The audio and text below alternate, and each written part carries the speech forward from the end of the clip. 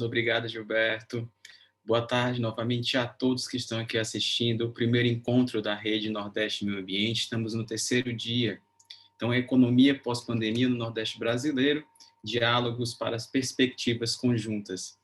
Primeiramente, eu gostaria de agradecer a todos que estão assistindo a gente, que participaram do nosso evento, que estão também acompanhando pelo YouTube.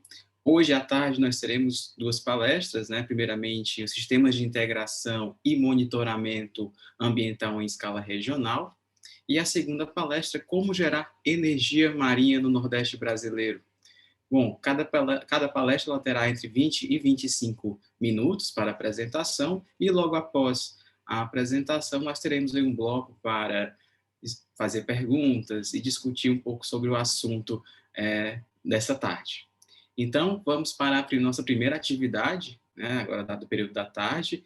Primeira palestra é Sistemas de Integração e Monitoramento Ambiental em Escala Regional, com o professor Fábio Rodrigues Leitner, pesquisador do LANCE COP da Federal do Rio de Janeiro, Laboratório de Métodos Computacionais e Engenharia.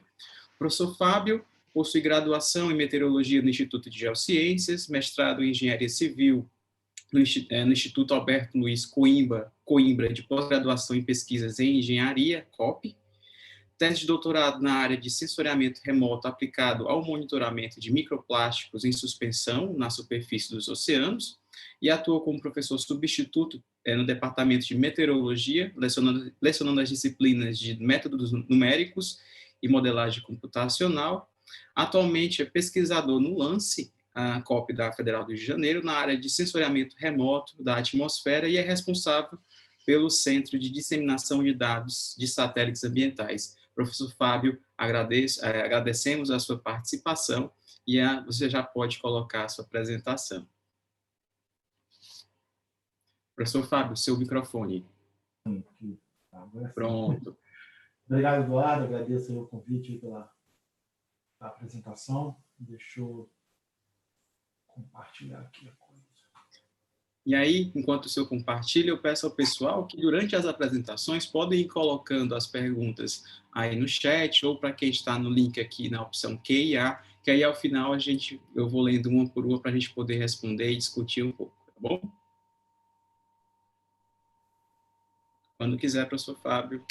Perfeito, acho que já foi, né? Tá aparecendo aí então, né? Sim, está. Perfeito. Bom, boa tarde, como o Eduardo apresentou, meu nome é Fábio Leitner, sou pesquisador no LANCE.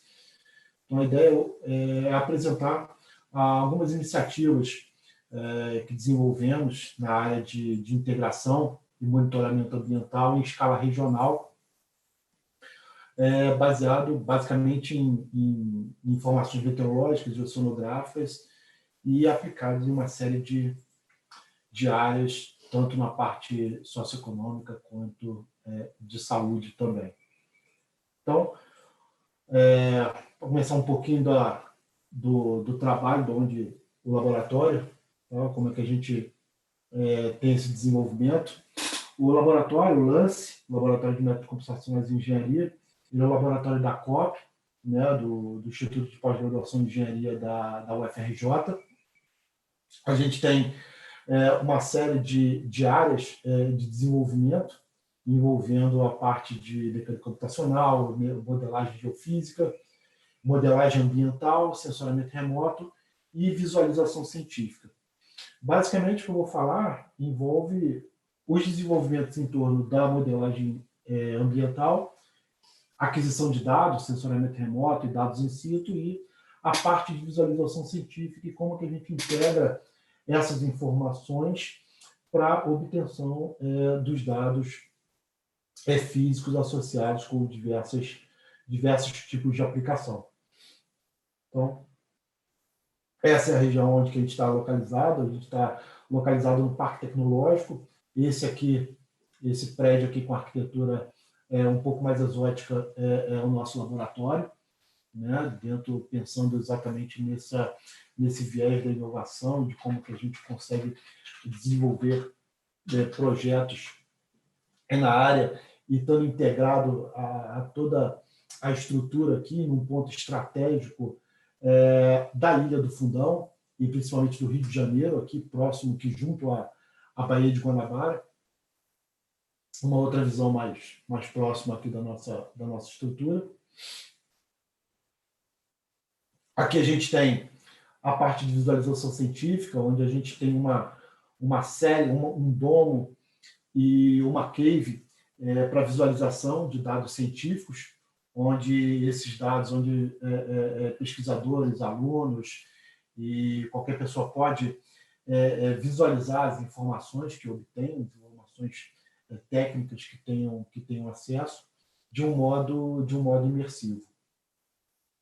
Então, a ideia, dentro do que a gente tem de atividade, né, baseado nessa questão mais ligada à parte ambiental, voltado para a formação acadêmica e profissional, que está dividido em uma série de atividades ligadas à meteorologia, oceanografia, a parte de modelagem atmosférica, modelagem oceanográfica, climática, modelagem de dispersão de poluentes, sensoriamento remoto, onde a gente conta com uma equipe multidisciplinar que envolve oceanógrafos, meteorologistas, engenheiros, geólogos e geógrafos para o desenvolvimento de uma série de aplicações.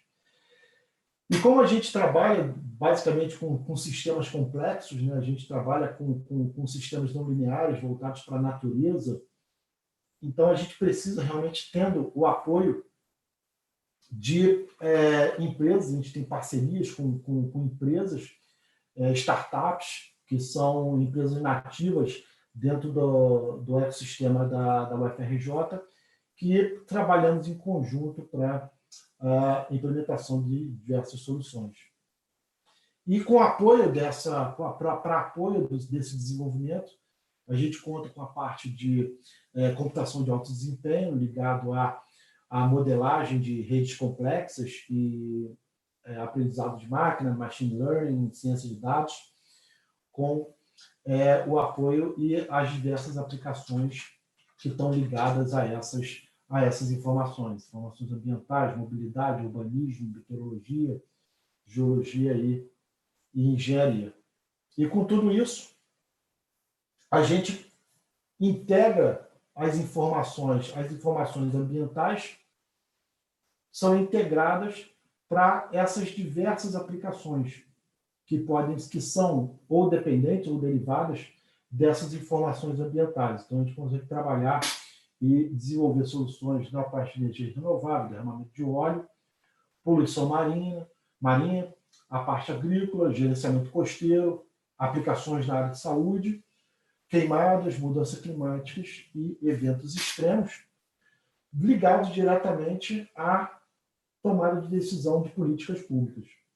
Cada uma dessas atividades, elas têm uma necessidade, elas têm uma aplicação e uma demanda específica, tanto com relação à resolução espacial quanto à resolução temporal. Cada uma delas tem esse desenvolvimento que a gente precisa atacar de uma forma particular para cada uma dessas aplicações. Dentro desses desenvolvimentos também, a gente tem, com relação ao próprio desenvolvimento, a gente tem aplicações, uma série de áreas aqui de projetos que a gente vem desenvolvendo ao longo na extensão aqui do Brasil, projetos na região amazônica, na costa norte, alguns projetos no Nordeste e projetos aqui no litoral do Sudeste. Tá? Alguns deles que eu vou mostrar, que eu vou apresentar, que são o Projeto Azul, o Projeto Costa Norte e o Projeto na região amazônica, ligados à parte de vulnerabilidade ambiental e à parte de erosão costeira. Deixa esse negócio aqui. Bom, dentro do Projeto Azul, um dos projetos que a gente tem é o projeto denominado Projeto Azul, que é um projeto localizado na costa sudeste, principalmente na Bacia de Santos, onde a gente foi criado um projeto para um sistema de observação oceânico para a Bacia de Santos, para aquisição de dados e análise de informações ambientais. Tá? Então, ele se divide em modelagem oceanográfica, a parte de observação, modelagem oceanográfica, atmosférica e assimilação de dados, onde a gente consegue a integração com uma série de dados, sejam dados modelados, sejam dados observados, a gente consegue fazer essa integração para a criação e formação de um banco de dados ambiental que possa ser utilizado por uma série de aplicações. Isso permite a gente ter uma coleta, uma coleta de dados, aí, uma amostragem de informações muito grande com relação à parte oceânica, por conta dos dados que estão sendo coletados através desses equipamentos, como gliders, como perfiladores, derivadores. Então, a gente tem esses dados que são distribuídos gratuitamente, eles estão livres, eles são disponibilizados através desse site, projetoazul.f.br, e eles podem ser acessados por qualquer interessado, né? E servem para análise de informações nessa região. Outro projeto que a gente desenvolve, que tem nesse desenvolvimento, é o projeto que a gente chama Costa Norte, mais ligado à área equatorial, e desenvolve aplicações na área de suscetibilidade costeira ambiental, onde a gente desenvolve toda a regionalização, a modelagem baseada na regionalização dessas informações para a produção de conhecimento numa série de aplicações.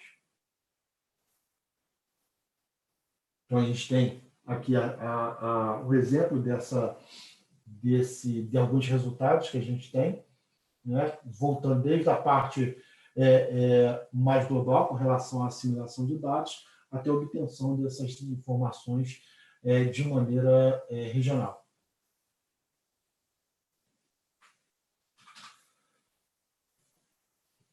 Essa é outra aplicação, outro exemplo de alguns resultados, né, voltados aí para análise de impactos e suscetibilidade ambiental na zona costeira.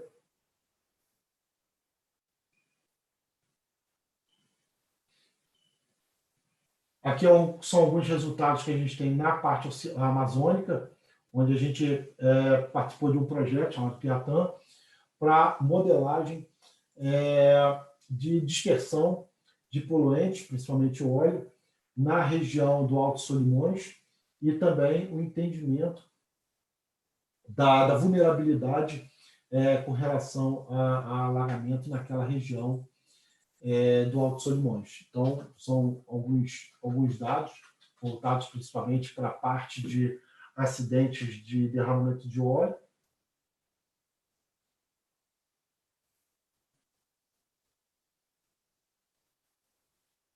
E aqui são os dados com relação à parte mais nordeste, com estudo principalmente voltado agora para esse último acidente que teve, né, no final do ano passado, o acidente de derramamento de óleo que houve na costa nordeste, onde a gente teve uma atuação com o monitoramento ambiental e os prognósticos para localização da mancha de óleo, integrando tanto a parte observacional por satélite, quanto a parte de modelagem.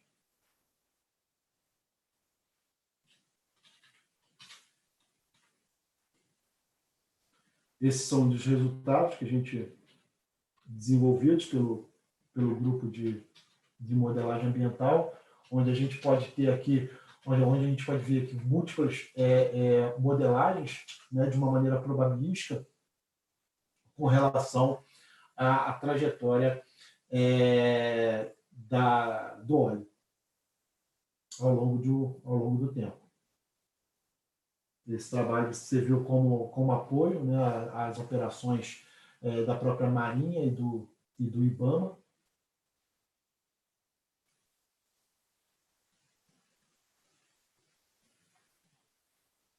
Essa modelagem com relação à trajetória inversa do óleo, ou seja, tentar buscar a partir dos dados a partir dos dados de localização, onde foram localizados o óleo na costa, foi feita uma modelagem reversa para que houvesse uma análise probabilística para a localização possível de uma possível origem desse óleo, desse derramamento.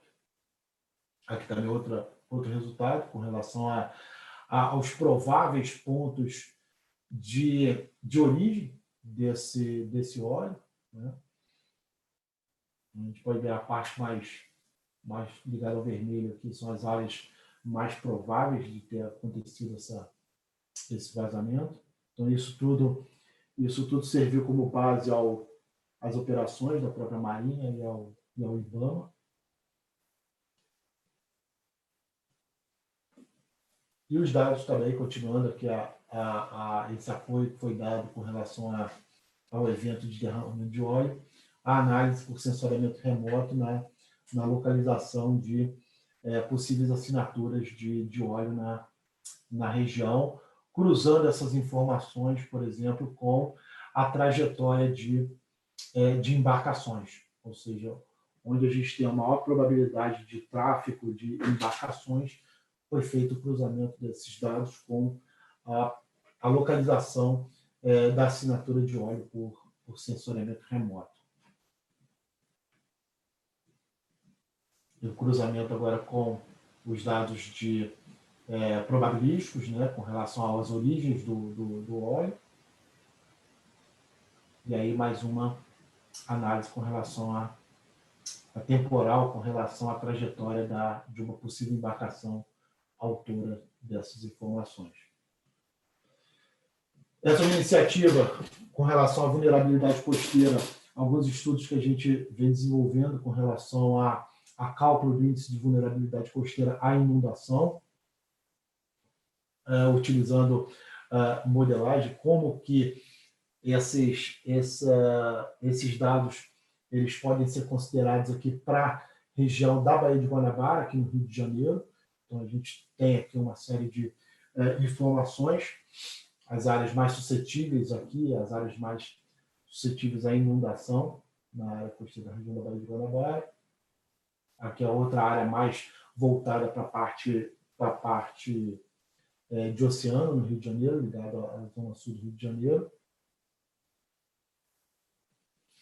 E essa iniciativa, que na realidade ela acaba integrando todas essas iniciativas, né, e faz parte do projeto, até é uma das iniciativas que está vinculada ao próprio Air Center, a iniciativa do Air Center, que é a criação de uma plataforma de observação, né, costeira para Baía de Guanabara e em torno, tá? Voltada tendo como objetivo ser um laboratório vivo, integrando tanto a parte ambiental quanto a parte socioeconômica e de saúde. Então, a gente tem essa plataforma, né, que a gente chamou de plataforma integrada de monitoramento e observação meteorológica, que integra tanto a parte de coleta de dados com o sensoriamento e aquisição de informações meteorológicas e oceanográficas e as diversas aplicações que podem ser derivadas desses dados ligados à parte socioeconômica e de saúde. Então, a gente tem, dentro do projeto, a gente tem a integração dessas informações e esse projeto da Baía de Guanabara, ele está sendo um piloto onde todos esses dados, a tecnologia e os estudos e o desenvolvimento que estão sendo desenvolvidos, a ideia é que eles sejam escaláveis, ou seja, eles podem ser replicados em várias regiões, né, do Brasil e do mundo, onde a gente tem a integração dessas informações para que possam ser efetivamente analisados dentro da questão, dentro de uma série de aplicações socioeconômicas e de saúde, principalmente voltado para a parte de capacitação e educação, né, da população, onde que essas informações elas chegam, tem como ponto final a chegada ali na população. Então, a gente tem a integração de todas essas aplicações como um sistema, né, formando, então, essa rede e essa conexão com as diversas aplicações que podem ser colocadas para mitigação de mudanças climáticas, gerenciamento ambiental, cidades inteligentes e gerenciamento de saúde, onde tudo pode ser integrado para tomada de decisão dentro de várias aplicações.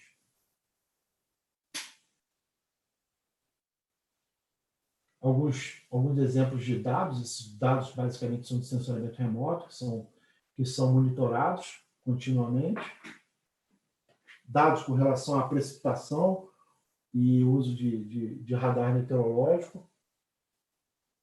O monitoramento de embarcações, que é feito também através de radar de superfície, radar orbital e o monitoramento de dados fornecido pelas próprias embarcações, onde isso pode ser aplicado em segurança costeira e outras informações com relação à logística.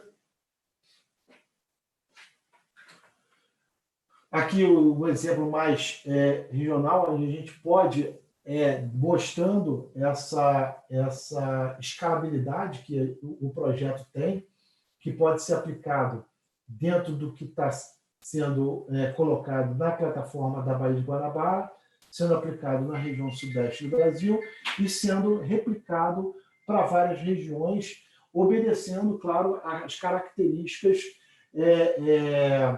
físicas de cada uma dessas regiões, onde a integração com dados globais até você conseguir criar um equacionamento local, obedecendo e validando essas informações.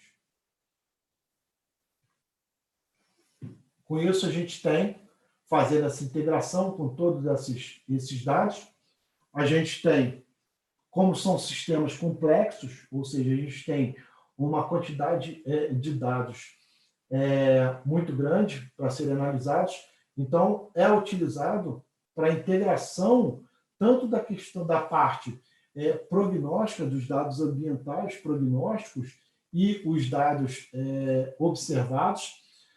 A gente utiliza, lançado mão da ciência de dados, aprendizado de máquina, deep learning e por aí vai.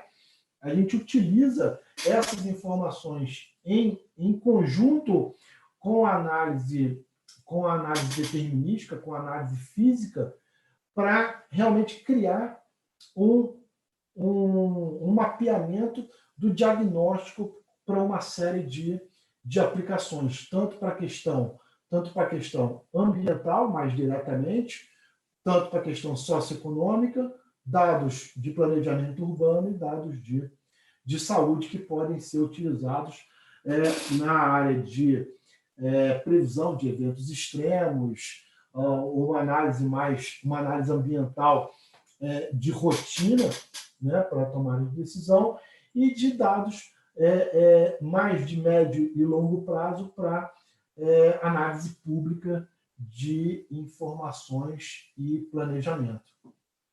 Então, esses dados são gerados, são trabalhados para que a gente consiga integrar essas informações dentro de um sistema completo, um sistema de informações geográfica completo, que pode ser analisado e pode chegar diretamente à sociedade como um produto direto, um produto que pode ser colocado dentro das questões públicas. Tudo isso é pensado e principalmente voltado para essa questão de saúde, né? Isso integra junto com o tipo de análise que a gente vem trabalhando, e integrado com as parcerias que a gente vem fazendo com outros órgãos, como, por exemplo, a Fiocruz, o próprio Air Center e outros órgãos, obedecendo a questão das ODS também, integrados aí e alinhados com os Objetivos de Desenvolvimento Sustentável da ONU, a gente vem trabalhando com essa implantação da questão ambiental numa plataforma integrada de monitoramento e modelagem voltada para o Covid. Então, a gente vem desenvolvendo e vem trabalhando com essas informações ligadas basicamente às questões de vulnerabilidade ambiental e social e tendo como piloto a região aqui no Rio de Janeiro, né, que envolve a questão de ciência de dados, modelagem do meio ambiente, a parte de ciência de saúde, aquisição de dados e a disponibilização desses dados via web de forma integrada. Aqui é um diagrama mostrando como é que essas informações estão sendo integradas e como que os diversos atores que estão sendo contactados entram e trabalham nessa linha. Todas essas informações estão sendo disponibilizadas a partir do projeto que a gente chama de Baía de Guanabara, através dessa plataforma, que é um site que a gente tem, chama www.bahiaviva.eco.br. Então, todas essas informações elas são disponibilizadas em tempo real, informações de radares, informações de coleta de dados, informações orbitais, informações de dados de superfície e os dados de previsão e saúde de sociedade. Esses dados são disponibilizados em tempo real dentro de uma série de análises e coleta. Então, temos dados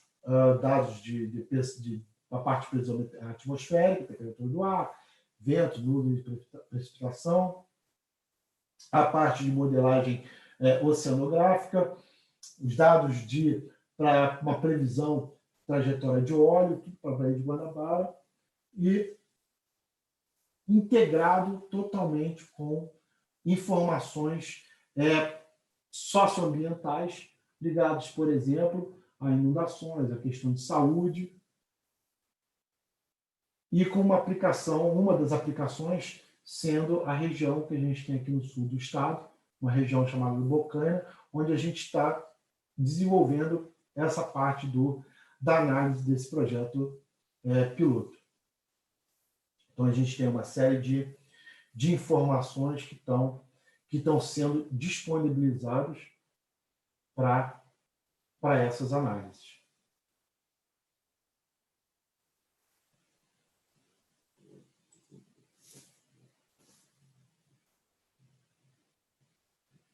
Então, informações de renda, todas essas informações são disponibilizadas em tempo real no próprio site.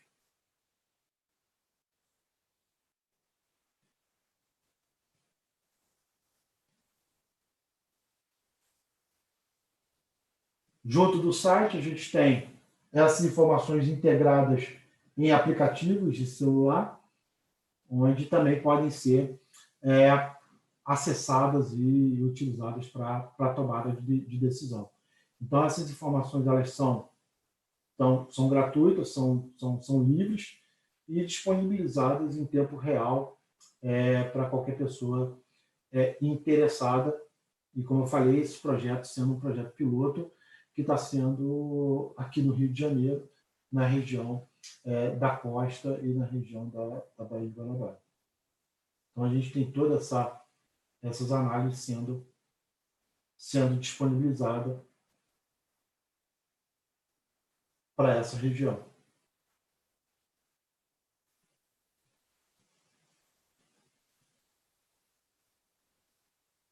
Todas as áreas que podem ser aplicadas em uma série de áreas dentro de cada particularidade de cada uma dessas áreas aí. Então, Esse que é o grande objetivo desse processo, né, de integração de dados, principalmente voltado para as aplicações, né, onde não é só a análise e a coleta desses dados, a disponibilização dos dados físicos, mas a integração com os objetivos socioeconômicos e ligado também à saúde, a gente consegue obter relações para uma série dessas aplicações, doenças e tudo ligado à saúde socioambiental. Então é isso, dentro do que está previsto, a gente poder mostrar algumas dessas iniciativas dentro da integração de informações ligadas à questão ambiental e as diversas aplicações para análise de tomada de decisão. Ok, obrigado. Perfeito, muito obrigado pela palestra. Gostaria de parabenizá-lo pela palestra, professor Fábio. É extremamente importante a presença desse sistema, né? Integrar a informação de modo a permitir que a gente tenha um gerenciamento, para que possamos estar preparados para as mais diversas situações e também que possa servir de base aí para os tomadores de decisão, né? E é importante também, e aí também é importante essa questão de disponibilizar essa informação na forma de aplicativos, algumas plataformas que sejam acessíveis também para a população. Ela também precisa, tem essa vontade também de entender como funcionam essas questões, e é extremamente importante também que elas tenham essa participação. Então, parabenizá-los e já avisá-los que o pessoal que está assistindo aqui, nós já estamos aí um pouco mais de 200 pessoas já assistindo, então isso é muito bom. E eu já peço a vocês aí que elaborem suas perguntas, tá? E aí, ao final da próxima apresentação, a gente já começa a responder e discutir um pouquinho sobre os temas aqui abordados. E agora, para dar continuidade, eu gostaria de chamar aqui o Renato Cordeiro e a Clarissa Vargas, gerente institucional e comercial da Embaixada do Reino Unido no Brasil. Renato, você já pode aí compartilhar a tela e você está com a palavra. Boa apresentação e aí daqui a pouco a gente retorna para conversar um pouco. Obrigado, Eduardo. Queria agradecer primeiramente os organizadores pela iniciativa. É um prazer participar desse evento para falar um pouco sobre esse tema que para nós é fascinante e dividir um pouco dessa experiência que nós estamos tendo em compartilhar com o governo brasileiro a experiência britânica no desenvolvimento da eólica offshore. A gente está trabalhando há 2 anos com esse projeto. Eu vou falar um pouco, a gente vai dividir a apresentação, inicialmente eu vou falar um pouco sobre o aspecto mais de fomento de negócios, o que a gente tem feito para fomentar o nascimento dessa atividade do ponto de vista comercial e também parcerias, né, o trabalho que a gente promove para o departamento que eu trabalho especificamente. Em seguida, na sequência, minha colega Clarissa Vargas, da Embaixada Britânica em Brasília, vai cobrir o aspecto mais governamental de colaboração entre o Reino Unido e o Brasil. Bom, antes de começar propriamente a apresentação, eu queria comentar que eu tenho há 2 anos conversado com muitas organizações, instituições, tanto no Brasil como no Reino Unido, de eólica offshore, tenho acumulado muita informação, muito conhecimento, mas eu não sou propriamente um especialista nessa área. A gente tem muita gente boa estudando isso já no Brasil. Surpreendentemente, esse assunto já está se tornando maduro em algumas instituições, como o pessoal da Universidade Federal do Rio Grande do Norte, tem o pessoal da Petrobras, que vinha desenvolvendo um piloto para ser instalado no Rio Grande do Norte, um projeto piloto no campo de petróleo. Tem o pessoal da COP do Rio de Janeiro, tem o pessoal da EPE, que fez recentemente um roadmap para identificar qual é o potencial do Brasil nessa época. Então, tem muita gente realmente se debruçando sobre esse assunto e a gente tem um diálogo muito, muito estreito com eles e teríamos prazer também de construir essas pontes para, eventualmente, quem tiver interesse em conhecer um pouco mais sobre esse tema, né? Bom, primeiramente, explicando qual é o meu departamento, eu trabalho para o Departamento de Comércio Exterior do Reino Unido, chama-se DIT. A sede da nossa organização fica em Londres e nós temos especialistas espalhados por todos os consulados e embaixadas, exatamente tentando identificar nesses países onde existem oportunidades de negócio entre o Reino Unido e as demandas locais, né? No caso do nosso apoio à empresa britânica, nós atendemos as empresas tanto do ponto de vista de pesquisa de mercado, identificando quais são as demandas, as necessidades de parceria locais, as questões de barreira também, né? A gente trabalha muito com o que está prejudicando a empresa para fazer negócio, eventualmente alguma dificuldade específica ou de acesso a um contratante, uma dificuldade de língua, alguma questão específica. A gente também trabalha muito para ajudá-las a encontrar um distribuidor ou um parceiro, um agente que possa representá-las no Brasil. Mas a gente colabora também com a empresa brasileira. Nós atendemos muitas empresas brasileiras que já fabricam equipamentos, têm serviços e querem buscar no Reino Unido algum tipo de complemento da oferta que elas têm no mercado, alguma tecnologia nova que possa trazer e aumentar o valor agregado da oferta que elas têm no mercado brasileiro. Então, a gente tem um diálogo com empresas dos dois países. O nosso network, né, ele é espalhado pelos consulados de São Paulo, Rio, Belo Horizonte, temos a embaixada em Brasília e temos um consulado em Recife que atende todo o Nordeste. Além desse consulado de Recife, temos um cônsul honorário em Salvador também, que cuida dessa parte comercial e colabora muito conosco também nessa ponte com a região. O meu time, que é o time de energia, fica baseado no consulado do Rio, por razões históricas, né? O setor de energia é muito consolidado no Rio. A gente tem no Rio a sede de todas as empresas de petróleo, Petrobras, Shell, BP, temos a Eletrobras, também alguns órgãos do governo, como a própria EPE, fica baseada no Rio. Enfim, o Rio é como se fosse uma espécie de capital da energia nesse aspecto, pela quantidade de grandes empresas, também no setor elétrico, baseadas lá na cidade do Rio de Janeiro. O nosso time trabalha ligado a uma série de instituições espalhadas por todo o Reino Unido.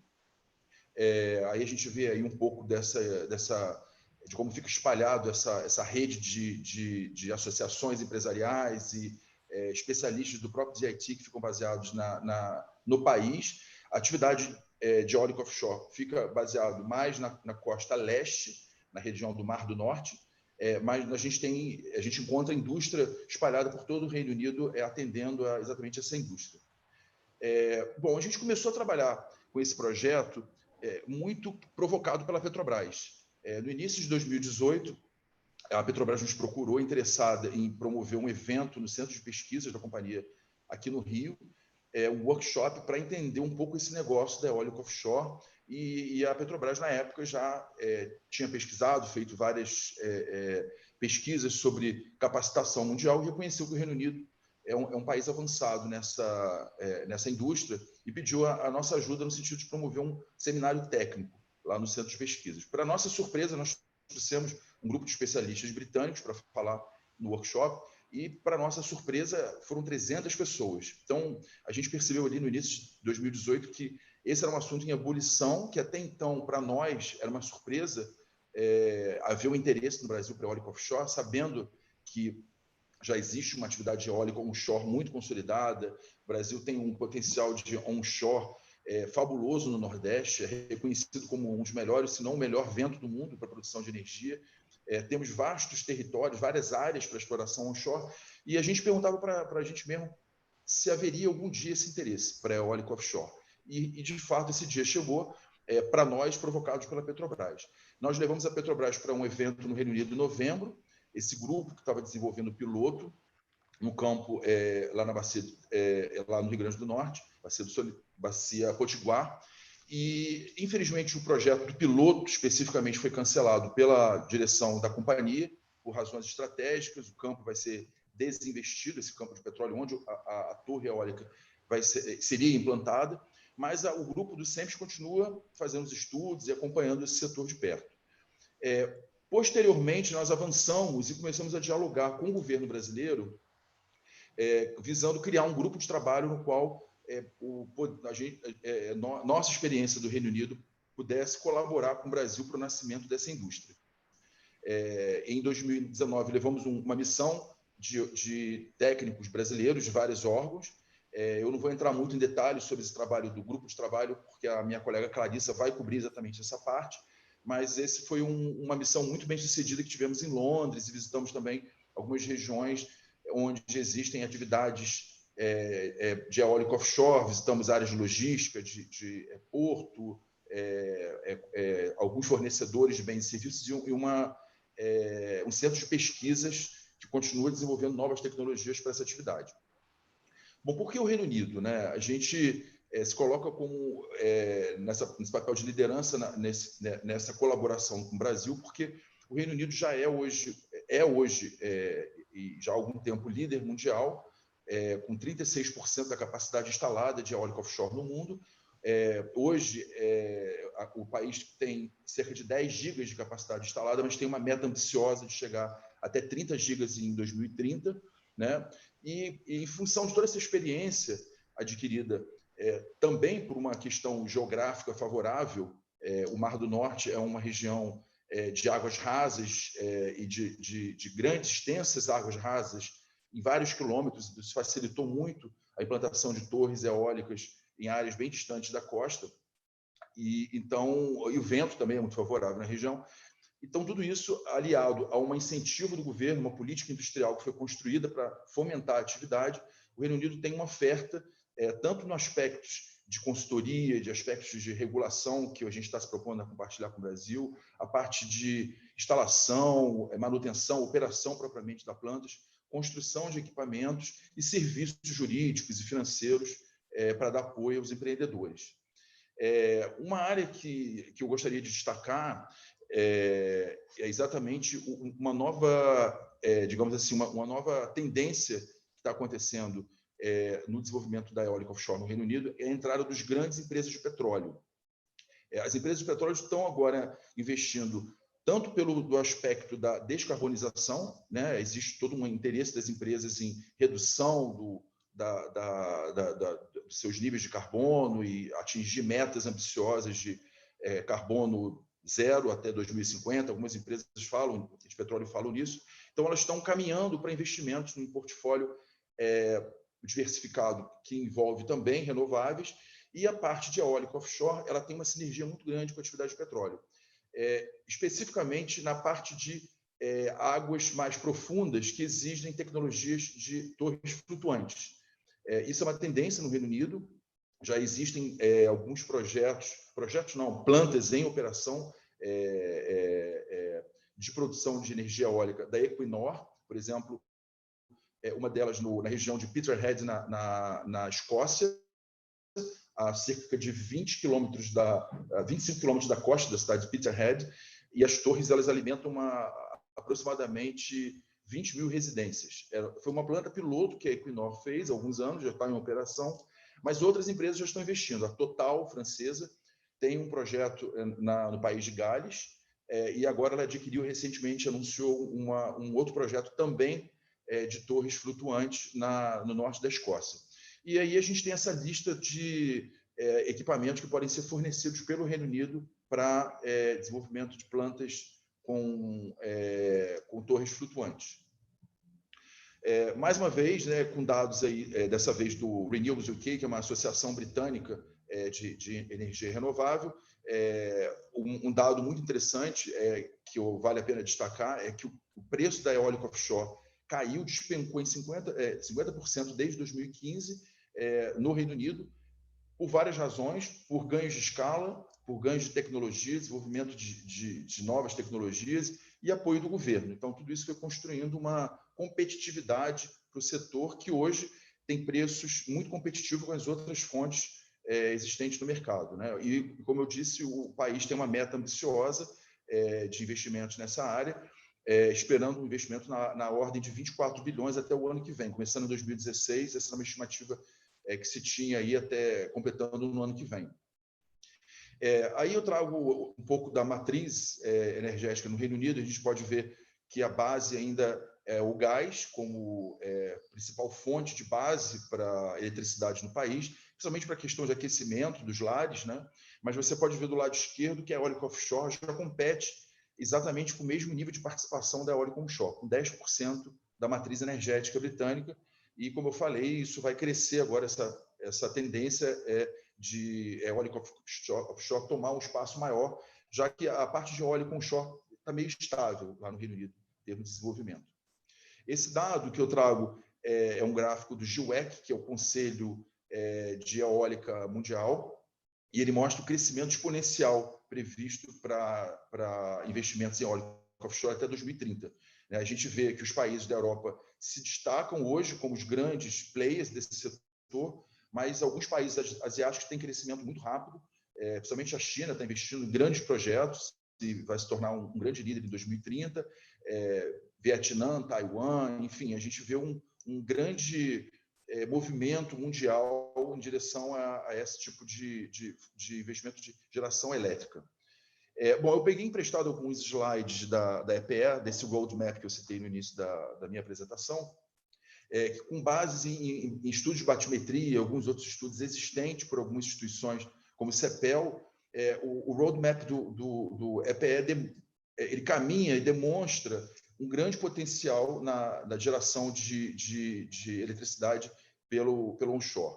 E a gente olhando nessas áreas pintadas aí de amarelo, vermelho e verde, desses 3 estudos comparativos que o EPE nos traz, que existem áreas interessantes no Nordeste, o que não é uma surpresa, né? Já era esperado, e o Nordeste tem um dado competitivo ainda melhor, não só do vento, mas da questão da profundidade da água, né? A gente tem águas rasas no Nordeste em longos quilômetros, né? Para dentro do mar.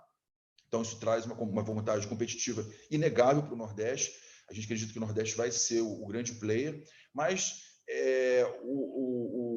a questão da eólica offshore ela traz a possibilidade de investimento em outras regiões do país, notadamente na região sul do Espírito Santo e norte do estado do Rio de Janeiro e no sul do Rio Grande do Sul, onde também existe ventos de boa qualidade e você tem, através de investimento nessas áreas, alguns ganhos com a proximidade da carga elétrica, né, e redução de custos de transmissão associados à transmissão da geração elétrica para os grandes centros do Sul e do Sudeste.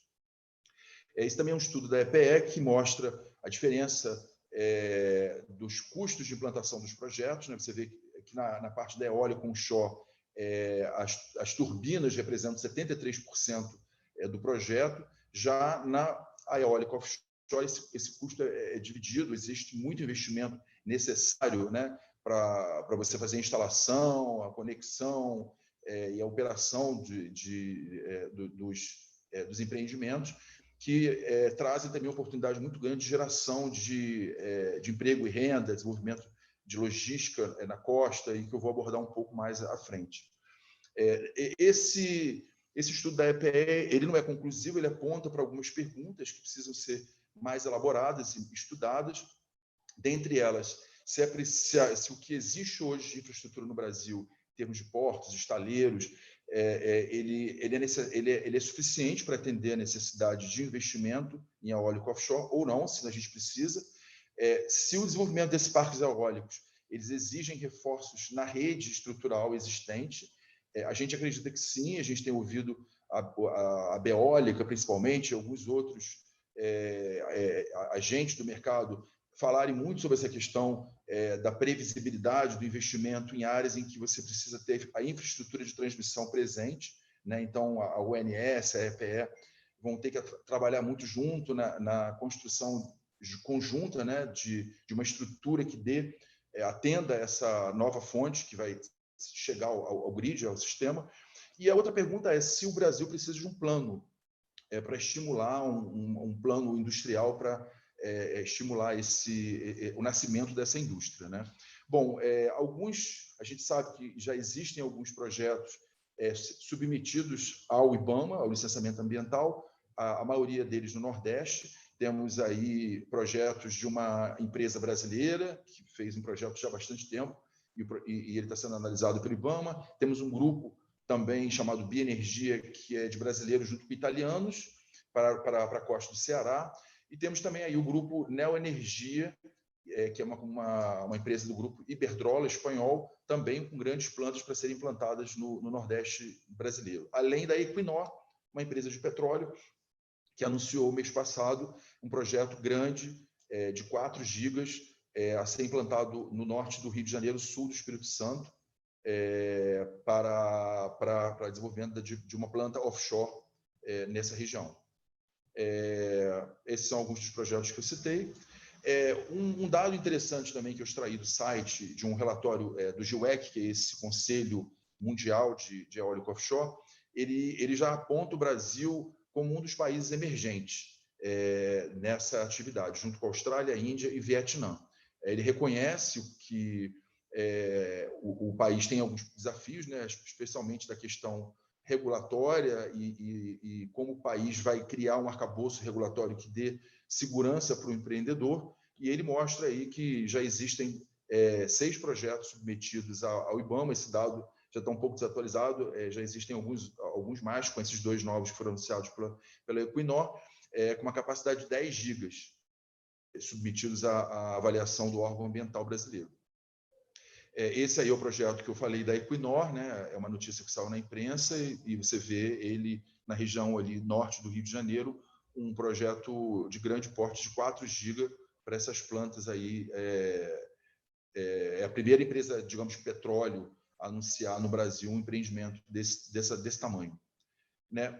Bom, falando um pouco das nossas próximas iniciativas do nosso departamento, vamos dar continuidade a esse grupo de trabalho que a minha colega Clarissa vai falar um pouco agora, na sequência.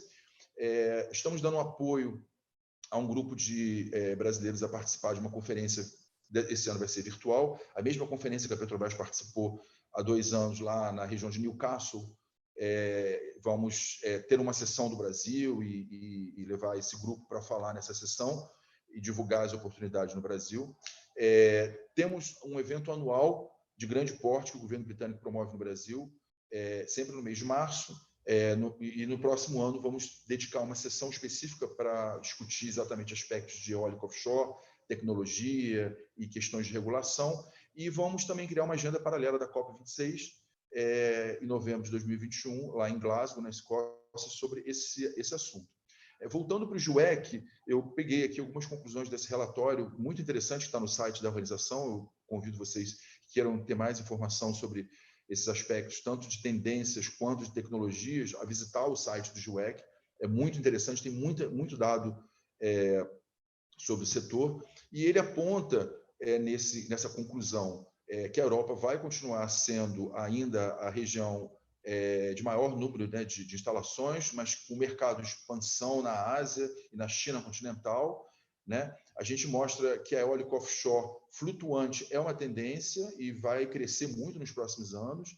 E uma informação interessante também, que eles já extraem um pouco sobre o impacto da Covid, que no entender da GIEC, ele vai ter um impacto muito pequeno, porque os empreendimentos de eólica offshore são de grande tamanho, de longa duração, são investimentos que duram 5, 10 anos, e a gente espera que essa crise que a gente está vivendo atualmente seja uma crise passageira, né, de curto prazo, que está afetando a demanda do setor elétrico no Brasil hoje, mas na medida em que a economia retomar, e a gente espera que retome na medida que tem aí algumas soluções de vacina no próximo ano, a demanda por energia vai crescer no Brasil, e isso vai encorajar os grupos a continuarem tocando esses projetos que estão em andamento, né? Bom, no nosso entendimento, pelo que temos conversado com os agentes do mercado, a gente acredita que o Brasil tem grandes oportunidades, especialmente no Nordeste, em atrair essa atividade para a região. Existe uma grande competitividade da eólica offshore em relação à questão da geração, do potencial de geração. O vento no mar é muito mais potente do que no litoral, então a capacidade de geração elétrica é muito maior. A eólica offshore traz uma nova fonte que vai contribuir para a diversificação da matriz elétrica brasileira. Vemos grandes sinergias com o setor de petróleo, a gente vê já em algumas áreas, tanto no Nordeste e na Bacia de Campos, aqui no Rio de Janeiro, atividades de petróleo em declínio, campos maduros que já começam a perder a atratividade e começam a entrar em processo de descomissionamento. Então, existe toda uma infraestrutura a dar atendimento a essa área de petróleo que pode ser aproveitada para a eólica offshore, como já acontece no Reino Unido, né? A gente tem, na região de Newcastle, toda uma indústria fornecedora que se adaptou rapidamente e, hoje em dia, ela não depende tanto do petróleo quanto ela dependia no passado. E na Escócia também, na região de Aberdeen.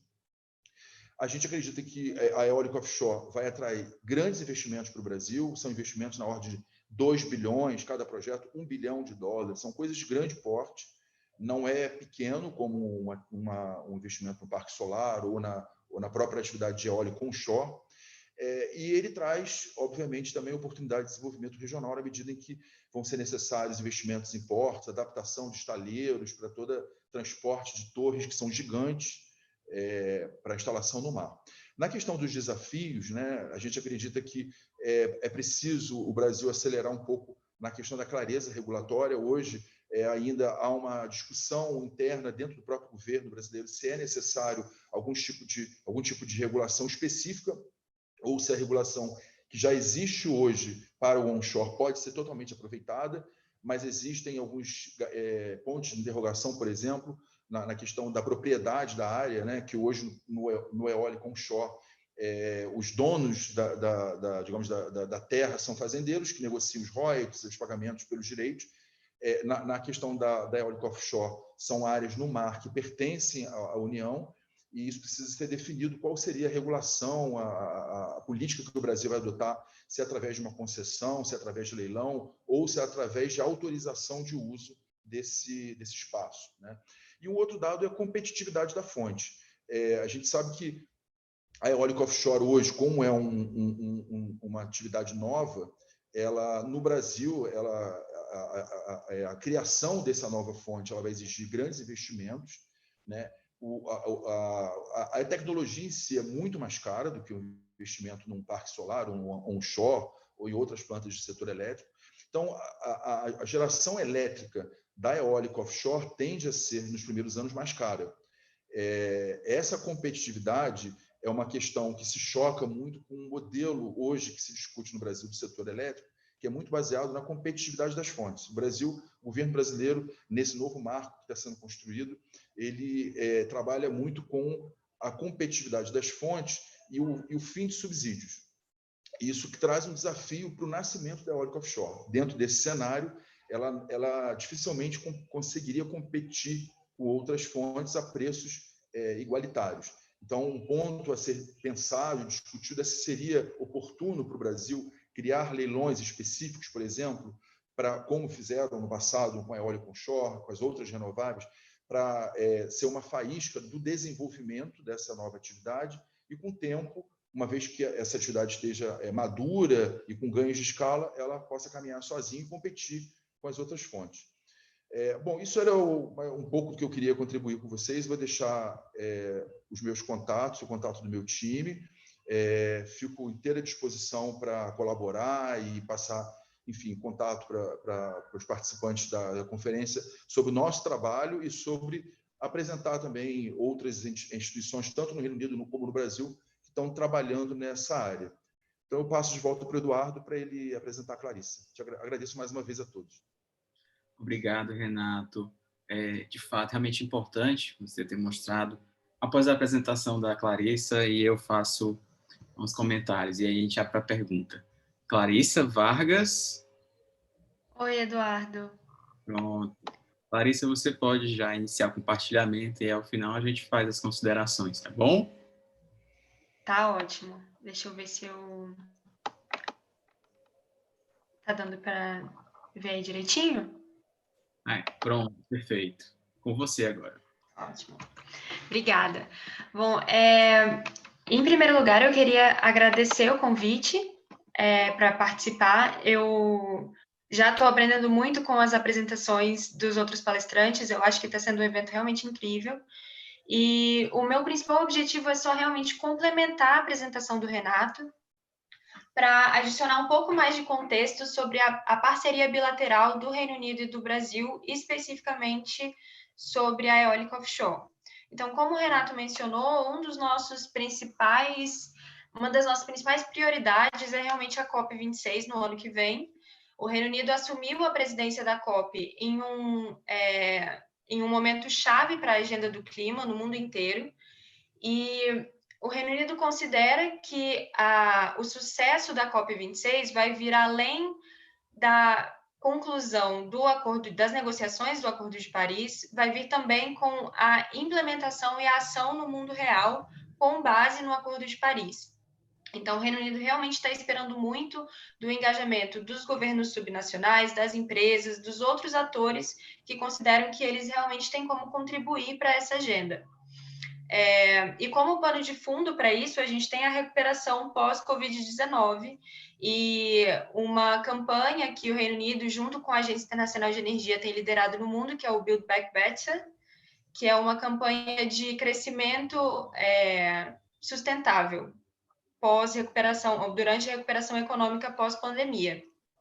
Então, a ideia é de que todos os programas e projetos de recuperação econômica e socioeconômica tenham já incorporados essa questão do desenvolvimento sustentável, do financiamento verde, para que essa recuperação seja de fato, a longo prazo, seja de fato sustentável.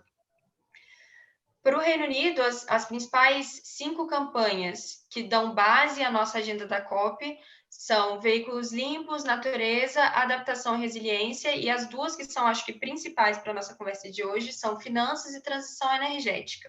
Finanças no sentido de atração e viabilização do financiamento verde, e transição energética no sentido de realmente acelerar a transição energética ao redor do mundo, claro, respeitando os diferentes significados do que é a transição energética para os diferentes países. O próprio Reino Unido e o Brasil têm perfis muito diferentes do que seria a nossa transição energética. E, a partir disso, o objetivo do Reino Unido é realmente impulsionar a cooperação internacional em energia limpa. O Brasil é um ótimo exemplo. O Brasil e o Reino Unido são ambos líderes na transição energética, a gente sabe do histórico fantástico do Brasil nesse sentido, e o diálogo entre os 2 países já é muito bem consolidado e muito proveitoso. Então, o que a gente tem realmente discutido com o Brasil, e aí vocês podem ver, eu coloquei aqui uma foto, um tweet, na verdade, do MME, da última reunião entre os 2 ministros. O que a gente tem conversado mais com o Brasil é sobre a consolidação da regulação para a energia limpa no Brasil, a reforma do setor, né? A questão da previsibilidade e a segurança para investimento. Tudo bem relacionado com o que o Renato já acabou de apresentar. E a eólica offshore está no topo dessa agenda, por ser uma questão de inovação, de atração de investimento novo e sustentável, e pelo potencial gigantesco do Brasil e especialmente do Nordeste. Além da eólica offshore, a gente tem outros setores prioritários, a gente está conversando sobre biocombustíveis, sobre hidrogênio até, que é uma coisa muito nova, mas a eólica offshore é realmente uma das prioridades desse diálogo. E a nossa principal ferramenta de parceria com o Brasil é o Prosperity Fund, que é um fundo do governo do Reino Unido que atua no mundo inteiro. Ele é um fundo plurianual de 1,2 bilhões de libras, e que, para a energia especificamente, ele vai investir até 25 milhões de libras no Brasil até 2023. O objetivo do fundo é promover uma reforma econômica e desenvolvimento necessários para o crescimento de países parceiros do Reino Unido. Como eu falei, ele é um fundo global, ele é muito focado no crescimento abrangente e inclusível, e todos os pilares deles, os pilares temáticos, sendo energia um deles, eles incorporam essa questão do crescimento abrangente e inclusivo e do desenvolvimento sustentável. Os setores ali estão listados, né? Educação, finanças verdes, infraestrutura, e, como eu falei, cada um desses tem o seu investimento específico, e o de energia é o de até 25 milhões de libras, em parceria com o Ministério de Minas e Energia e com os outros principais stakeholders de energia aqui no Brasil. Esse programa ele tem um implementador, a Embaixada contratou um consórcio que está responsável pela implementação desse projeto.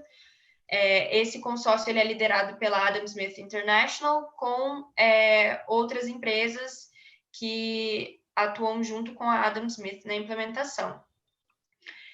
Só para dar uma pincelada rápida sobre o programa, porque ele é um programa bem grande, o objetivo final dele é acelerar a transição do Brasil para uma economia de baixo carbono. Os principais resultados eu tenho ali impulsionar um ambiente favorável a investimentos na transição energética, desenvolver um mercado de energia competitivo e eficiente e a ampliação da adoção de novas tecnologias. E tudo isso é dividido entre alguns setores temáticos. Então, a gente tem gás natural, focado especificamente na questão da transição mesmo, a eólica offshore, energia solar, biocombustíveis e o que a gente chama de waste to energy. E ali, como eu falei, como base, né, de todo o projeto, a questão de gênero, diversidade, inclusão social e cooperação internacional, que são realmente os princípios que definem esse programa.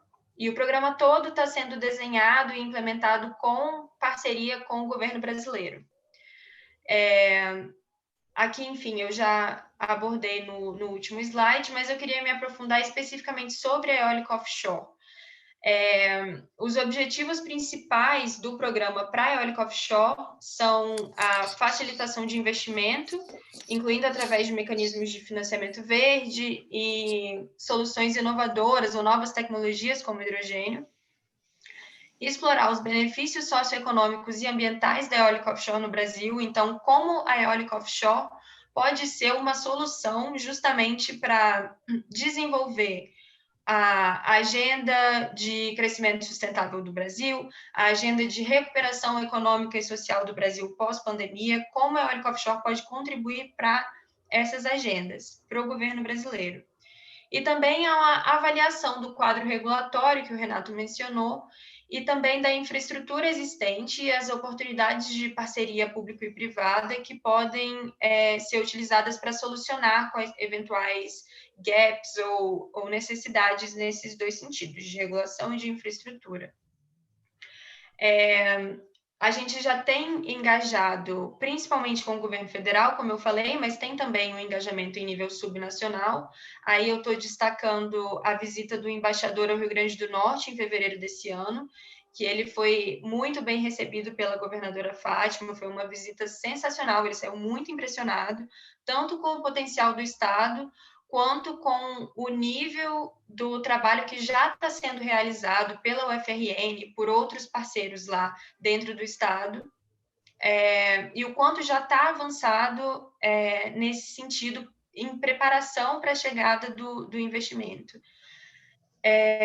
Além do Rio Grande do Norte, a gente está com reuniões marcadas já com o governo da Bahia também, e a gente espera poder expandir esse engajamento, principalmente para entender, por parte dos governos subnacionais, como o Reino Unido e o Prosperity Fund podem contribuir para as agendas de vocês, para a agenda climática, para a agenda de desenvolvimento sustentável, de recuperação, e como a transição energética vai fazer parte de cada uma dessas agendas, inclusive a eólica offshore, que, como o Renato mencionou, é um dos grandes fortes do Reino Unido. O Renato também mencionou o nosso grupo de trabalho com o governo brasileiro, que é um trabalho que ele mesmo iniciou e que já se estende por mais de 1 ano e meio agora. Esse é um grupo informal com vários ministérios e diferentes departamentos aqui do governo federal, que tem o principal objetivo é justamente identificar quais são as necessidades de comunicação, de troca de experiência entre governos, mas também entre os próprios departamentos, e como o Reino Unido pode auxiliar para tentar suprir esses gaps ou essas faltas.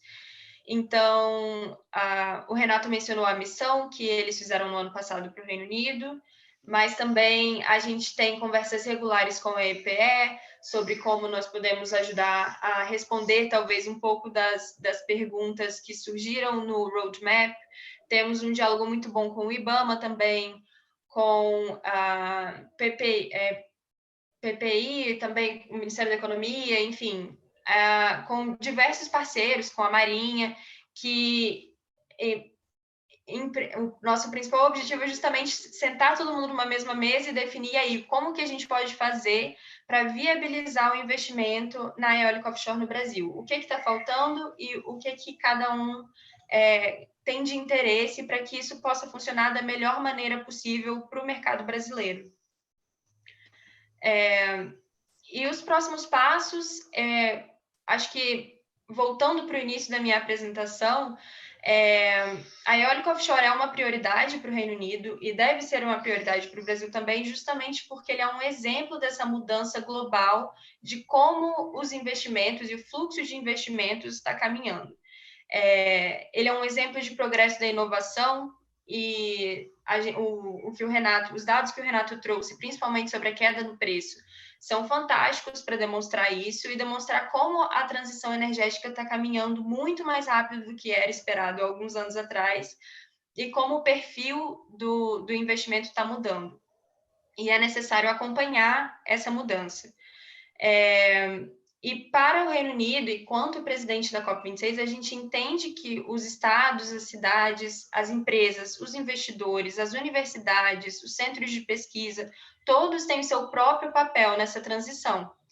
E se eu puder terminar essa apresentação com um convite, a questão que eu queria deixar a vocês agora é buscar entender como cada um desses atores, como cada um dos que estão presentes aqui hoje, podem aumentar a ambição do seu planejamento e contribuir para os compromissos da agenda climática e de promoção do desenvolvimento econômico dentro da sua própria área de expertise e de experiência. Porque a gente enxerga um potencial imenso de maximizar os resultados pegando, por exemplo, a eólica offshore, que é um subsetor específico, e inserindo ele nesse contexto maior de engajamento bilateral, de promoção da agenda climática global e principalmente promoção do desenvolvimento social e econômico no mundo. E estão aqui os meus contatos. Eu imagino que eu já tinha, inclusive, uma pergunta para o Renato sobre o financiamento de projetos. A gente pode, claro, retomar para responder essas perguntas, mas ficam aí os meus contatos e dos meus colegas que gerenciam o Prosperity Fund para a gente poder esclarecer isso. Obrigada, Eduardo, e obrigada a todo mundo. Obrigado, Clarissa. Parabéns pela apresentação. Agora a gente dá início ao bloco de perguntas, né, tanto para você, como para o Renato e para o professor Fábio.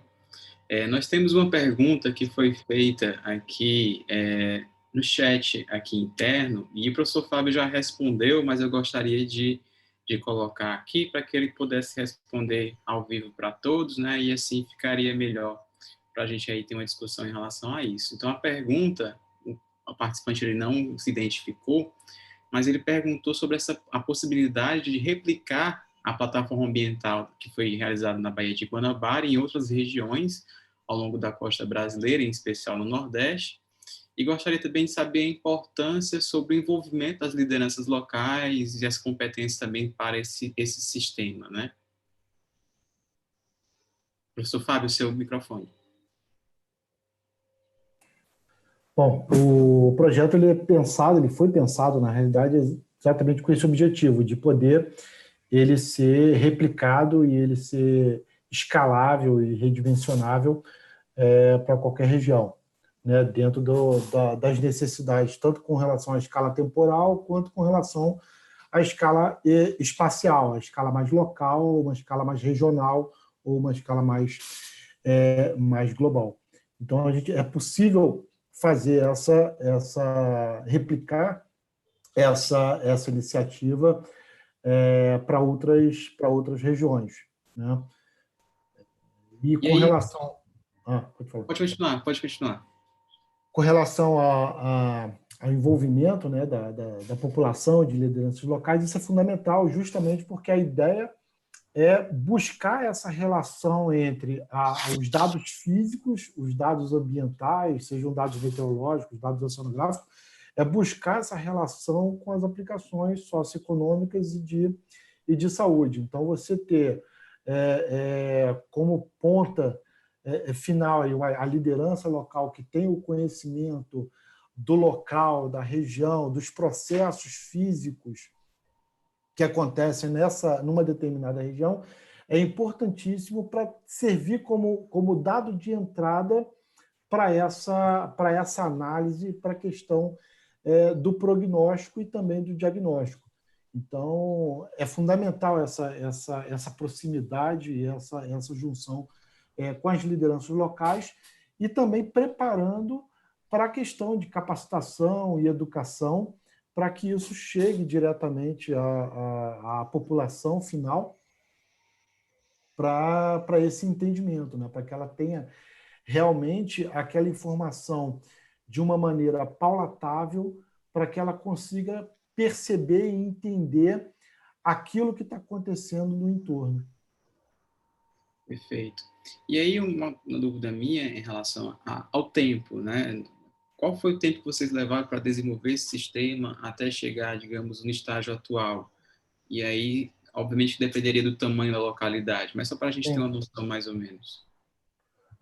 O desenvolvimento para o entorno da Baía de Guanabara envolveu tanto a análise para a parte de meteorologia e para a parte de oceanografia. Então, para isso estar numa resolução adequada localmente, né, e principalmente com relação à validação das informações, isso é possível em torno de uns 6 meses você conseguir ter essa implantação, e aí vai depender muito da análise do tamanho do espaço que você está querendo mapear. Perfeito, obrigado, professor Fábio. Eu já peço ao pessoal que está assistindo, os participantes, que elaborem suas perguntas aí no chat para que a gente possa discutir, tá bom? Vou passar agora para o Renato, para a Clarice, e depois eu volto para o professor Fábio, que tem mais uma pergunta aqui para ele no chat, tá? Professor Renato, você e a Clarice colocaram a questão do potencial offshore, né? E, de fato, aqui na região Nordeste, a gente tem um potencial onshore, no caso, bastante conhecido e já bastante utilizado há vários e vários anos, né? E aí, nos mapas que você apresentou, é bem claro, aí, principalmente aqui no estado em que eu vivo, no Ceará, e também nosso estado vizinho aqui, Rio Grande do Norte, um potencial do ponto de vista tanto onshore, que já é utilizado, como offshore também. E aqui no Ceará, você até mostrou em um dos mapas, um dos parques, né, que a gente atualmente tem 4 áreas, para 4 parques em desenvolvimento. No caso que você mostrou, o Parque da Caucaia, no município vizinho aqui a Fortaleza, na região metropolitana, ele praticamente foi o primeiro parque offshore a ter processo de licenciamento, digamos assim, e ter também a questão que envolve a consulta pública, né, que foi justamente um pouquinho antes de iniciar esse período que a gente está de quarentena, digamos assim, na pandemia. E aí eu estive presente, inclusive, na consulta pública aqui no município vizinho e tudo. E aí, mais recentemente, a gente teve a informação de que a licença ela foi negada pelo IBAMA, questões que envolvem os estudos, né? E aí, também aproveitando, temos um outro grande parque planejado aqui para a região, que é justamente naquela área ali que um dos mapas tinha, que é justamente na divisa do Ceará com o Piauí, né? Que é justamente aqui no município de Camusim. É um grande parque offshore aqui para o estado. E aí eu pergunto, no caso do Reino Unido, e aí para você e para a Clarissa também, quantos parques eólicos, parques offshore, se vocês têm esse número no Reino Unido, né? E como é que é o processo de licenciamento desses parques? E um detalhe, se ele é participativo, digamos assim, se a comunidade, os tomadores de decisão local, se eles têm essa aproximação. Sim. Eu tenho esse dado, eu posso compartilhar, não de cabeça agora, mas é um dado que a gente tem fácil para depois dividir com vocês sobre a capacidade, quantos parques existem em operação, mas a capacidade instalada, como eu falei, é de 10 gigas, né, chegando a 30 até 2030. Então, o número exato de parques eu não tenho agora, mas é um dado fácil. Em relação ao licenciamento ambiental,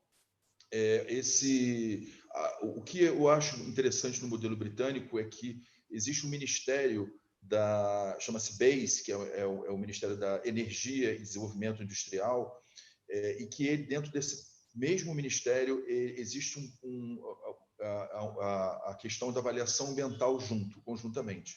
Então, um processo, digamos assim, é quase que um processo de uma porta única em que o empreendedor entra com um projeto para ser submetido e os times internos vão avaliar e ver o aspecto de licenciamento ambiental também.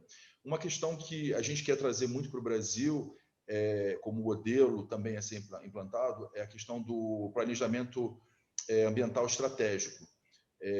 A gente está prevendo promover um evento para compartilhar com o Brasil como que é essa questão da avaliação ambiental estratégica, que é feita pelo país anteriormente e disponibiliza para as empresas, digamos, informações que adiantam muito todo esse processo de sensibilidade ambiental e em que áreas o país já sinaliza que é possível desenvolver atividade offshore, enfim.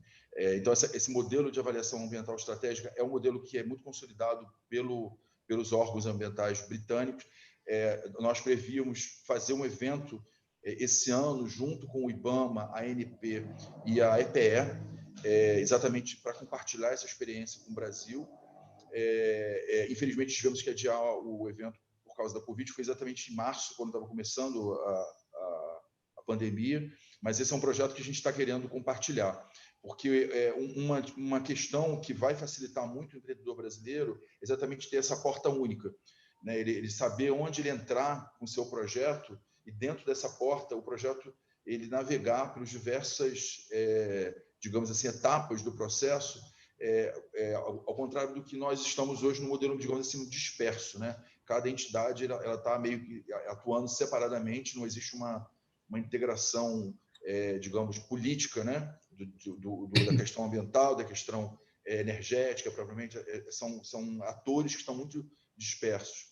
Mas, então, esse é um dos modelos que a gente gostaria de compartilhar com uma forma de trabalhar que atende bem a indústria lá no Reino Unido e a gente acredita que pode contribuir com o Brasil para aperfeiçoar o modelo nosso. Obrigado, Renato. Clarissa, eu tenho uma pergunta aqui para você no chat, do Pedro José Martins. Ele parabeniza pela apresentação e ele faz uma pergunta: qual das regiões do Brasil tem mais potencial para receber esses investimentos de curto e médio prazo? Obrigada, Pedro. Bom, na verdade, depende muito. Como eu falei, o programa, o Prosperity Fund, que eu imagino que é isso que você está se referindo, ele está sendo implementado por um consórcio de empresas. E esse consórcio, ele passou por um processo de avaliação junto com o governo brasileiro, em que eles determinaram as áreas temáticas, determinaram como seriam as intervenções e os objetivos que o programa deveria buscar. E agora que o programa entrou na fase de implementação, a gente está fazendo esse trabalho de buscar com os nossos parceiros oportunidades para projetos específicos nas áreas que o programa vai atuar. Como eu falei, a gente já tem uma reunião marcada com a Bahia, por exemplo, que a gente está procurando justamente nessa reunião definir quais são as áreas do planejamento estratégico da Bahia que a gente acha que o programa pode contribuir, mas vai variar muito da área temática e do interesse dos próprios parceiros. Então, o que eu sugiro é que onde houver interesse em cooperar com o Prosperity Fund, que vocês entrem em contato com a gente, pode mandar um e-mail para mim, por exemplo, que eu posso compartilhar meus contatos, e eu coloco vocês em contato direto com os meus colegas que gerenciam o fundo, para poder ter essa conversa mais específica sobre os projetos e sobre quais são, de fato, as portas de entrada para trabalhar com o fundo, porque às vezes confunde também um pouco a gente chamar de Prosperity Fund, porque parece que é um daqueles fundos de financiamento em que você pode submeter um projeto e buscar um financiamento, e ele é um pouco diferente disso por ele já ter definido o escopo. Mas não é por ele já ter definido o escopo que não hajam oportunidades para definir parcerias específicas com os parceiros. Então, o que eu sugiro é realmente que a gente converse offline para poder definir como seria o melhor jeito de levar essa parceria para frente. Obrigado, Clarissa. Professor Fábio, tem mais uma pergunta aqui para você. Do Luiz Paulo, do Luiz Paulo Assaad. No caso, é para o Renato e para a Clarissa, tá? Se o Reino Unido tem interesse em estabelecer oportunidades de investimentos, bolsas e outros recursos em projetos, especialmente em universidades públicas brasileiras voltadas para a energia eólica offshore e outras fontes de energia renovável do mar. Se existe essa possibilidade. Olha, eu acho que o momento de colaborar com esse processo, talvez Clarissa possa falar um pouco também, seja realmente através desse Prosperity Fund, desse programa. Ele vai atuar em algumas pesquisas para o governo brasileiro na linha de, por exemplo, impacto socioeconômico de empreendimentos, e que talvez universidades brasileiras possam colaborar com esse processo. Mas esse é um assunto que tem que ser discutido com o implementador do programa, que a Clarissa cobriu, né, que é aquele grupo liderado pela Adam Smith, e eles é que vão conduzir esse processo. Então, é possível que... Clarissa, você quer comentar alguma coisa? Assim, você acha que é por aí mesmo? Não, é exatamente talvez... isso. Mas a gente pode fazer essa ponte. Então, vocês mandando um e-mail, entrando em contato com a gente depois dessa apresentação, a gente pode fazer a apresentação para Adam Smith e para os próprios colegas que gerenciam o fundo dentro da embaixada também. A gente tem essa porta de entrada. Queria complementar uma coisa, Eduardo, se puder. Sim. Que eu não mencionei na minha apresentação sobre aqueles mapas, quando eu falei dos empreendedores. Nós temos também conversado com esses empreendedores individualmente, procurando para oferecer o apoio britânico na questão de financiamento e garantias financeiras para o desenvolvimento dos projetos.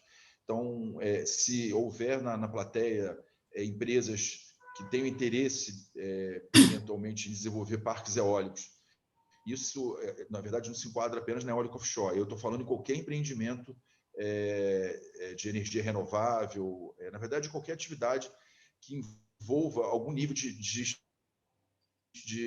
exportação britânica. Temos aqui no Brasil uma representante do UKF, que é essa UK Export Finance, é uma agência de crédito do governo britânico, que ele busca identificar projetos no mundo inteiro para conceder financiamento ou garantia, e ele exige apenas 20% de conteúdo britânico para o empreendimento.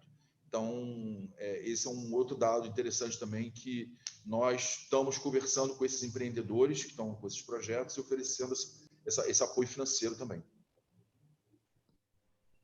Pronto, obrigado, Renato e Clarissa. Para a gente já ir encerrando, nosso tempo já está estourando, tá? Tem mais duas perguntas que eu gostaria que vocês respondessem rápido, assim, para a gente poder finalizar aqui. Primeiro, professor Fábio, essas tecnologias de monitoramento, elas precisam ser desenvolvidas ou elas podem ser customizadas, né? Seu microfone. Elas podem ser customizadas, ou seja, há um desenvolvimento, né, inicial, obviamente, a questão física, da modelagem física, da análise de dados, ela tem um desenvolvimento, né, com relação ao equacionamento e tal, e pode ser, obviamente, customizável dentro da aplicação em cada região. Então, depende do objetivo é um mix de situações, né, dentro do desenvolvimento e a customização, é feita uma análise em cima disso, dependendo da região, dependendo da questão espacial, resolução espacial, e se a análise é uma análise mais regional, é uma análise mais local, então é necessário ter essa avaliação. Obrigado. E aí, para encerrar, a última pergunta do André Luiz para o Renato e para a Clarissa, em relação às energias alternativas, né? Por que a energia solar, o biogás e eólico ainda são tão caras para o consumidor, né? Quais seriam os motivos ainda desses altos valores? Olha, eu acho que tem pessoas mais gabaritadas aí do MME, da ANEEL, para falar sobre esse assunto. assunto, mas me parece que isso não é uma realidade no Brasil mais. Eu acho que o preço da eólica, da energia renovável no Brasil hoje é muito competitiva. Não é a informação que eu tenho. Eu acho que existem, claro que ganhos de competitividade grande na questão do petróleo por logística, o gás, enfim, em áreas onde existe uma rede de distribuição de gás, o gás é muito competitivo, mas o que a gente ouve muito das apresentações do MME, da ANEEL, enfim, da própria EPE, é que as fontes renováveis hoje atingiram um nível de competitividade muito alto no Brasil, né? E já está falando já no cenário de não existir mais subsídios, né? de uma competição livre das fontes. Então, não acredito que seja esse o caso hoje que a gente está vivendo, tanto no Brasil como em muitos países do mundo, né? que já tem uma atividade de energia renovável consolidada. Obrigado, Renato. As demais perguntas, devido ao nosso tempo, as demais perguntas serão anotadas, depois, posteriormente, serão respondidas. Eu gostaria de agradecer e parabenizar a Clarissa, Renato e o professor Fábio pelas apresentações, né? Foram extremamente importantes para essa discussão, para o nosso evento e principalmente para a nossa região, Nordeste. Então, gostaria de agradecer novamente a participação de vocês. Clarissa Amaral, está presente? Eu acho que ela me mandou um WhatsApp dizendo que travou a internet dela. Acho que ela está com problema. Não, sou eu, Renato. Ele está chamando agora. Ah, tá. Desculpa. Tá. Tá bom, então. É com você. Obrigada, Eduardo. Então, meus queridos colegas nordestinos, primeiro eu queria agradecer aos nossos palestrantes de hoje, de ontem e de anteontem, né? pela canja que deram, pela rápida aceitação aos nossos pedidos aqui para vocês virem fazer essas palestras nesse encontro, né? E aí, agora eu queria convidar o representante, o secretário executivo do Consórcio Nordeste, para fazer as suas considerações finais aqui desse encontro. E dizer já de antemão que, para vocês terem ideia, nós já marcamos uma nova reunião dos grupos de trabalho para o dia 9, de 9 às 12 horas. Então, nesse horário, a gente vai começar a refazer os projetos, né? a elaborar as ideias, né? Como projetos mesmo. Ok, então, Sérgio, você com a palavra. Obrigado. Clarissa, mais uma vez, boa tarde a todos.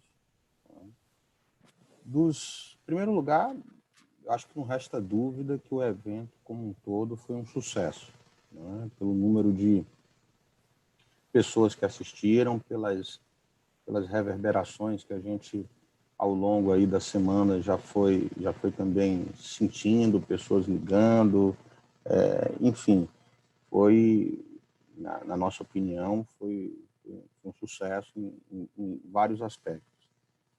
Sobre as considerações, na realidade, queria fazer um breve resumo, né? Nós tivemos aí, do ponto de vista de componentes do meio ambiente, tivemos aí realmente o mar, os oceanos abordados em vários aspectos, né? Mas não paramos por aí, tivemos também a questão da qualidade do ar, da movimentação das correntes do ar, aí com o Zé Luiz Moutinho, tivemos os corredores, projetos trazidos aí pelos estados, dos corredores ecológicos, então, fauna e flora contemplado. Tivemos as pessoas abrangidas na discussão, a formação para o meio ambiente, talvez uma das formas mais baratas e duradouras de prevenção, né, a longo prazo, é a formação, a mudança de consciência e de hábitos.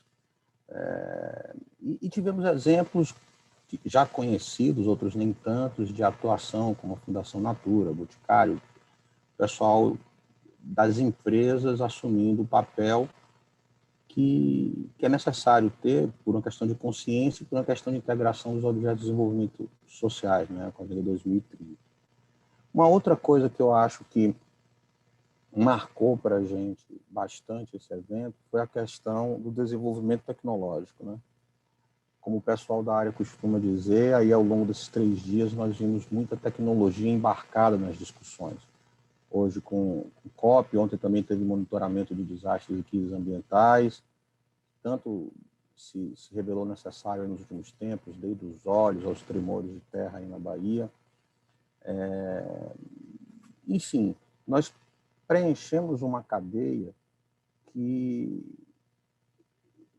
quando a poeira do evento decantar um pouco, vai ficar difícil pensar no que não foi coberto.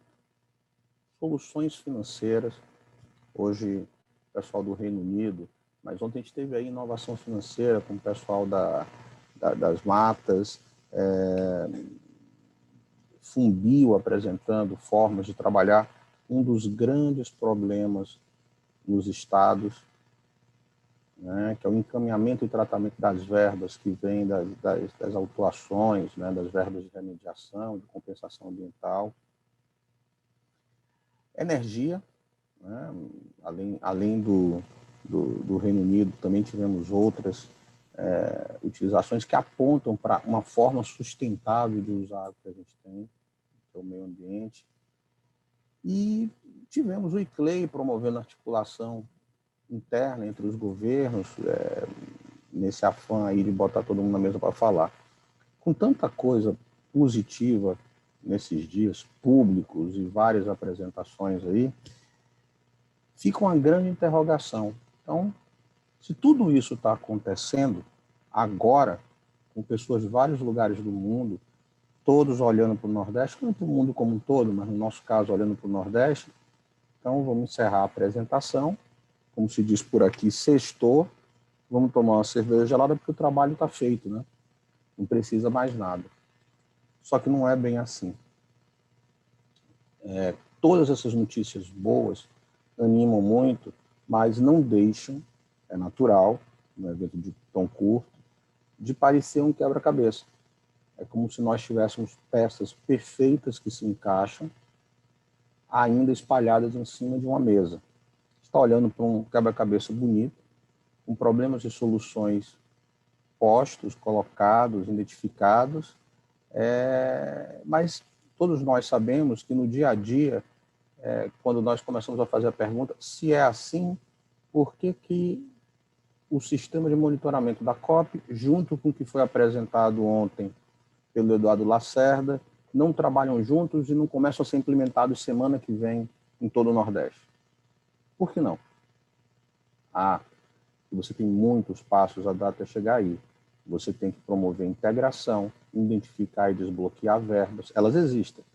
Você tem que promover articulações, botar as equipes para conversar, construir essa solução de forma que todos entendam que é uma solução de todos. Enfim, não é fácil fazer esse tipo de articulação, mas nós aqui no evento notamos que há a matéria-prima vasta para isso ser feito. Então, o que falta para tudo que a gente falou aqui começar a funcionar, ou o que é cabível começar a funcionar, é apostar na boa notícia que a Clarissa acabou de dar. Semana que vem tem reunião dos grupos de trabalho. Começar a identificar, começar a promover a integração, buscar financiamento. Nisso, o consórcio pode ajudar. Esse lugar de governança, onde a gente consegue ter os 9 governadores sentados várias vezes por mês numa mesa discutindo assuntos, ele é uma janela de oportunidade. Mas, como vocês sabem, esse pessoal tem uma janela de atenção inversamente proporcional às possibilidades e oportunidades. Nessas reuniões, você tem um espaço muito curto para apresentar. Temos esse projeto, as verbas estão identificadas, estão aqui, o grupo está andando e está assim. Ótimo. Passa a ser institucionalizado. Demorou mais do que essa fala, eles perguntam qual é o próximo ponto da pauta, porque a agenda é muito carregada. Então, junto com os parabéns, mais uma vez, ao pessoal, nós notamos que há muito trabalho por trás do evento, junto aos parabéns ao pessoal da organização, a Clarissa, ao Pedro Tojo, ao João, em todos os estados do Nordeste, fica aqui um grande pedido do consórcio, para que o trabalho não cesse, para que a gente consiga integrar todas essas boas notícias que foram trazidas no evento. E é isso aí, pessoal. Estamos juntos, vamos em frente. E queria agradecer aí a oportunidade de participar e aprender tanto com vocês. Muito obrigado. Obrigada a vocês, Sérgio. E agora vocês já sabem que a gente vai bater na porta do consórcio Nordeste de turma. A gente não vai mais sozinho, nós vamos de turma. Agora é briga de turma, né, Clarice? Agora é briga de turma. Então, meus queridos, estamos encerrando esse nosso encontro. Eu queria chamar o nosso amigo e benfeitor, já que cedeu essa plataforma para a gente fazer o nosso encontro, José Moutinho, para agradecer mais uma vez, Moutinho, como sempre, você super junto conosco, né? Então, em nome do Nordeste todo, agradecer a você, a acessão dessa plataforma, que sem ela não seria possível a gente fazer esse evento, né? E, mais uma vez, agradecer aos nossos patrocinadores. Para vocês terem ideia, todo esse evento custou R$0 para o governo da Bahia. Ele foi totalmente patrocinado pelo Excentre e pelo Grupo Bracel, pela Veracel Celulose e pela Bahia Gás, Companhia de Gás da Bahia. A todos vocês, muito obrigada. E o pessoal do Nordeste, dia 9 tem mais. Dia 9 a gente vai fazer a nossa primeira reunião para começar mesmo a trabalhar os projetos com uma metodologia, com metodologia e com resiliência, né? E com ligeireza também, porque não temos tempo a perder. Moutinho, meu querido, já brindamos com champanhe. Eu perdi a oportunidade, estava fechando a outra sessão. E não apareceram. Leve nosso abraço para o ministro Manuel Heitor, para o Miguel Beló, e vamos juntos novamente, como tem sido, né, desde 2018, quando nos encontramos naquele evento aqui do MCTIC, e que ficamos quase irmãos a partir daí. É verdade. Muito obrigada. Olha, Clarice, eu queria só agradecer aqui ao Air Center, a Geisa Rosa e a Catarina Duarte, que ficaram aqui dia e noite, 3 dias também, ajudando. Era só para dar essa nota. Palmas para a Catarina, palmas para a Geisa. Então, gente, um beijo grande. Tchau, tchau.